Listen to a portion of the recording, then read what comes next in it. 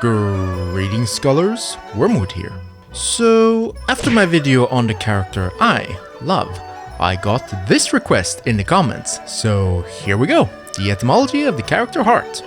I want to ask all of you to remain mature throughout this video and treat this as the very serious academic topic that it is, because I sure as hell won't be able to.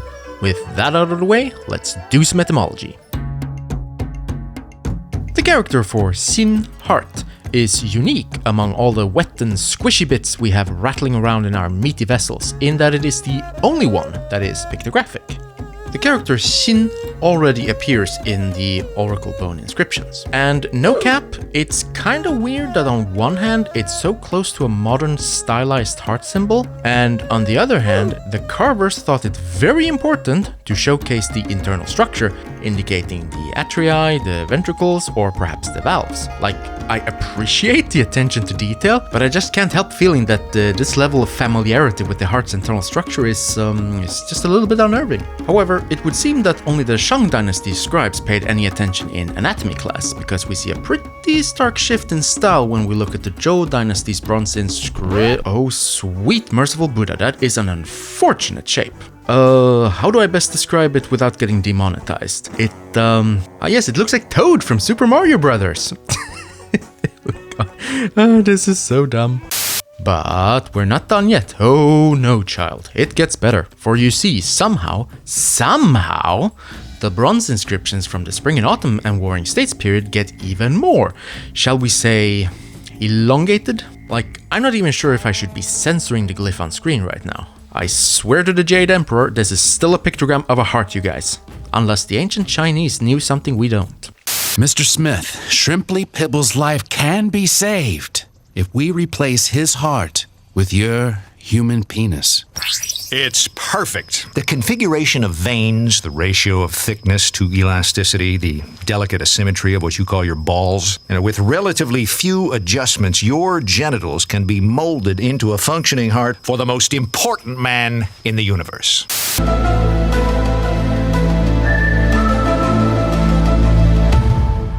Alright. Enough is enough. We're all mature adult pretenders here. And if you squint really hard, you can still see the graphical continuation from the Shang era origin. The lines indicating the heart's internal structure were merged with the tip. God damn it. Or the apex of the heart. While the lines indicating the atria were gradually exaggerated, and sometimes they were merged into a single curved stroke. Like this version, found on one of the Zhongshan bronzes. Finally, the dot that we see on some bronze inscriptions, while admittedly rather suggestively located, was likely added to emphasize that the heart was the locus of thought and reason, as well as emotion and affection. I believe this meme quite poetically and succinctly surmises this idea. Now, drawing comically proportioned heart characters on an expensive and hallowed sacrificial vessel for decorative purposes is one thing, but writing philosophy and history on strips of wood and bamboo is an equine of a different color. Turns out you have much less time figuring out swanky ways of writing stuff when you have 20 scrolls to finish copying before sundown, and you get like 3 wives and 20 kids to feed.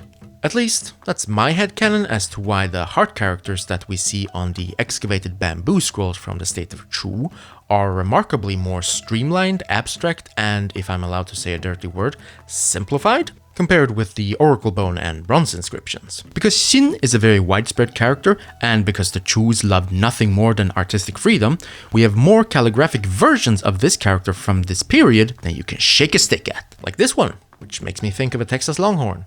This one looks like a gnome. This other one looks like Jabba the Hutt flexing his guns. This one looks like a pretty dope gang tattoo. And this looks like a ghost angry at some meddling kids and their dumb dog too. You may have guessed by now, but all of these versions from Chu are my favorite way of writing the character heart. It's just so easy and fun to write them. Unlike the bronzeware characters, which kinda makes me feel like I should be washing my hands afterwards. Now, we all know that good things must come to an end. And while there were many things on Qin Shi Huang's to-do list, fun and artistic freedom were not any of them. The state of Qin was also known for being surprisingly conservative with their characters, rejecting many innovations or simplifications seen in other states. This is perhaps why the heart character as seen on Qin bamboo scrolls pretty much just look like a standardized version of the old bronze vessel characters, with the tip quite a little bit elongated. Maybe chugging all that mercury meant that Qin Shi Huang had to compensate for something. And because the early Han Dynasty was in many regards just the Qin Dynasty 2.0, the character looked almost exactly the same on the excavated silk and bamboo scrolls from the Ma Wangdui tomb, and by the later half of the Han Dynasty, a much more familiar shape can be seen carved on stone monuments, although with a distinctly more straight and rigid second stroke. While the second stroke had become much more curved by the Tang Dynasty, it survived in its straight form when the heart appears as a radical, where it also lost a dot, which, honestly makes it very on brand for this unintentionally hilarious character.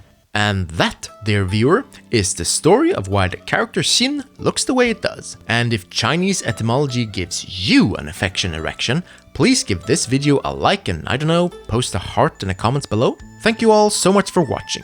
You're all truly wonderful. Until next time, scholars.